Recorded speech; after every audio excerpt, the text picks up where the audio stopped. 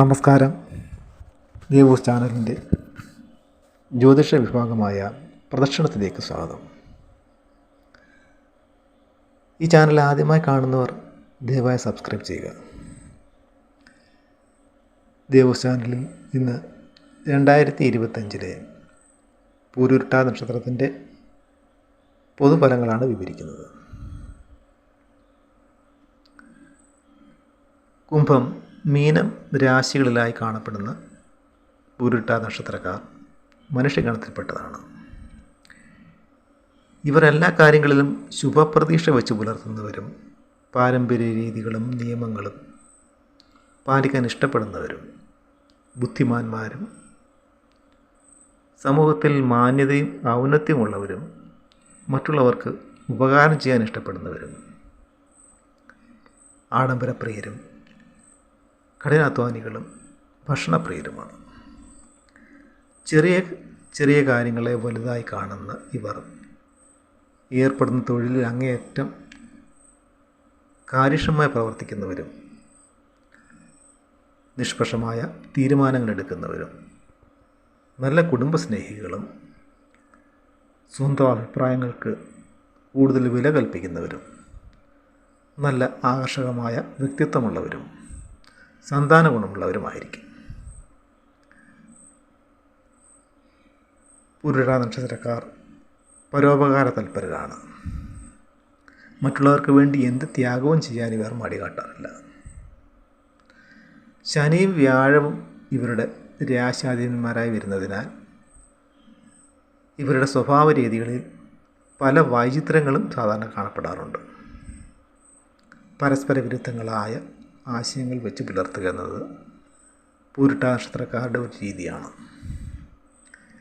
പൂരുരുട്ടാതി നക്ഷത്രത്തിൽപ്പെടുന്ന സ്ത്രീകൾ നല്ല കുടുംബിനികളും ഭർത്താവിനെ ബഹുമാനിക്കുന്നവരും സൽസന്താനങ്ങളുള്ളവരുമായിരിക്കും.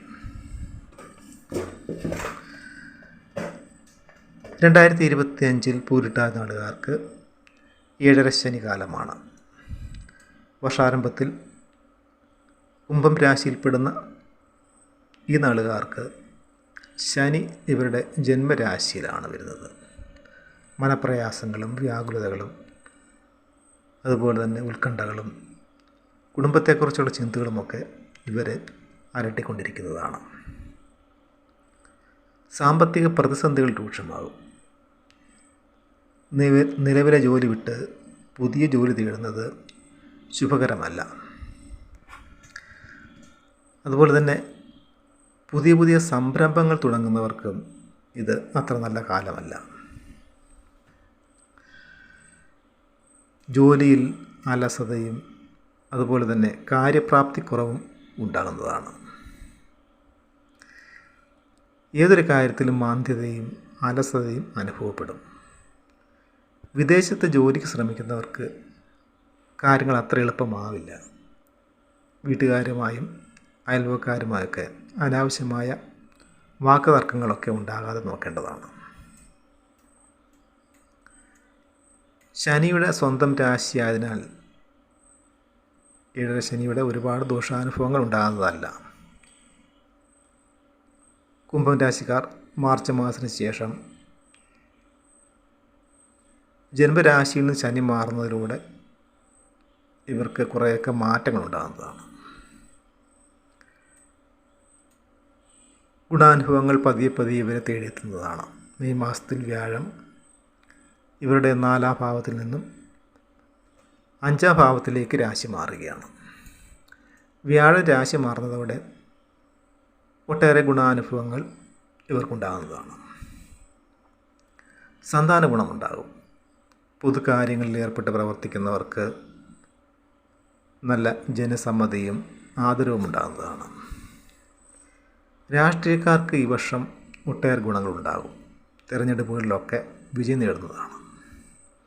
കലാകാരന്മാർക്കും സാഹിത്യകാരന്മാർക്കും അപ്രതീക്ഷിതമായ പ്രതിസന്ധികൾ ഉണ്ടാകുന്നതാണ്. അതുപോലെ തന്നെ ഭൂമി വാങ്ങുകയോ വിൽക്കുകയോ ഒക്കെ ചെയ്യുന്നതാണ്. വസ്തു കൈമാറ്റത്തിലൂടെ ധനം കൈവശം വന്നു ചേരും. വ്യാപാര ബിസിനസ് മേഖലകളിലൊക്കെ സമൂലമായ മാറ്റങ്ങളുണ്ടാകും. ബിസിനസ് വിപുലപ്പെടുന്നതാണ്. മറ്റുള്ളവരുമായി ചേർന്ന് കൂട്ടുകച്ചവടത്തിൽ ഏർപ്പെടും. സാമ്പത്തികമായ പ്രതിസന്ധികളൊക്കെ കുറഞ്ഞു വരുന്നതായി അനുഭവപ്പെടുന്നതാണ്. വിദ്യാർത്ഥികൾക്ക് ഉപരിപഠനത്തിന് പ്രവേശനം ലഭിക്കും. വസ്ത്രവ്യാപാര മേഖലയിലുള്ളവർക്ക് നേട്ടങ്ങളുണ്ടാകുന്ന വർഷമാണ് ഇത്. തൊഴിലധിഷ്ഠിത പഠനത്തിന് ശ്രമിക്കുന്നവർക്ക് അത് ഫലം ചെയ്യുന്നതാണ്.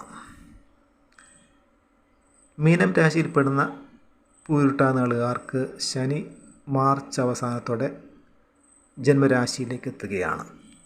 മനപ്രയാസങ്ങളും അതുപോലെ തന്നെ വ്യാകുല ചിന്തകളും വൈഷമ്യങ്ങളുമൊക്കെ ഇവരാലിട്ടുന്നതാണ്. ധനനഷ്ടങ്ങളുണ്ടാകും. മാതാപിതാക്കളുടെ ആരോഗ്യം മോശമാകുന്ന സാഹചര്യം ഉണ്ടാവുകയും പലപ്പോഴും ആശുപത്രി വാസം വേണ്ടി വരികയും ചെയ്തേക്കാം. മേലുദ്യോഗസ്ഥരുടെ അപ്രീതിക്ക് പാത്രമാകേണ്ടി വരും. ജോലിഭാരം വർദ്ധിക്കുകയും അലച്ചിലുകളും കഷ്ടപ്പാടുകളുമൊക്കെ വർദ്ധിക്കുന്നതുമാണ്. ഒരുപാട് പണം മുടക്കിയുള്ള സംരംഭങ്ങൾ ഈ വർഷം തുടങ്ങാതിരിക്കുന്നതാണ് അഭികാമ്യം. രേഖാമൂലമല്ലാതെ യാതൊരു വിധത്തിലുമുള്ള സാമ്പത്തിക ഇടപാടുകളും നടത്താതിരിക്കുക. അങ്ങനെയൊക്കെ ഏർപ്പെടുന്നത് ചിലപ്പോൾ സാമ്പത്തികമായ നഷ്ടങ്ങൾക്ക് ഇടവരുത്തുന്നതാണ്. യാത്രാക്ലേശങ്ങളൊക്കെ വർദ്ധിച്ചു വരും. ഒരുപാട് കാര്യങ്ങൾക്കായി അനാവശ്യമായി യാത്രകൾ നടത്തേണ്ടി വരുന്നതാണ്. എതിർപ്പുകളെയൊക്കെ അതിജീവിച്ച് മുന്നോട്ട് പോകേണ്ടി വരുന്നതാണ്. പല ഘട്ടങ്ങളിലും ബന്ധുക്കളുടെയൊക്കെ സഹായമുണ്ടാകും. അതുപോലെ തന്നെ വീട്ടിൽ മംഗളകർമ്മങ്ങൾ നടക്കുന്നതാണ്. വിവാഹം പോലെയൊക്കെയുള്ള മംഗളകർമ്മങ്ങൾ വീട്ടിൽ നടക്കുന്നതാണ്. വീടിൻ്റെ അറ്റകുറ്റപ്പണികൾക്കായി പണം ചെലവഴിക്കേണ്ടി വരും. ആരോഗ്യകാര്യങ്ങളിലൊക്കെ വേണ്ടത്ര ശ്രദ്ധ വേണം. പകർച്ചവ്യാധികൾ പിടിപെടാതിരിക്കാൻ ശ്രദ്ധിക്കുക. വ്യാപാരികൾക്കും ബിസിനസ്സുകാർക്കും ക്രമേണ പുരോഗതി ഉണ്ടാകുന്നതാണ്. കർമ്മമേഖലയിൽ ചിലപ്പോൾ അപ്രതീക്ഷിതമായ തിരിച്ചടികൾ നേരിട്ടേക്കാം.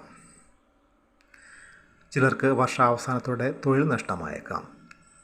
അതുപോലെ തന്നെ ഗുരുസ്ഥാനത്തുള്ളവരുടെയൊക്കെ വേർപാട് ഈ വർഷം ഉണ്ടായേക്കാം.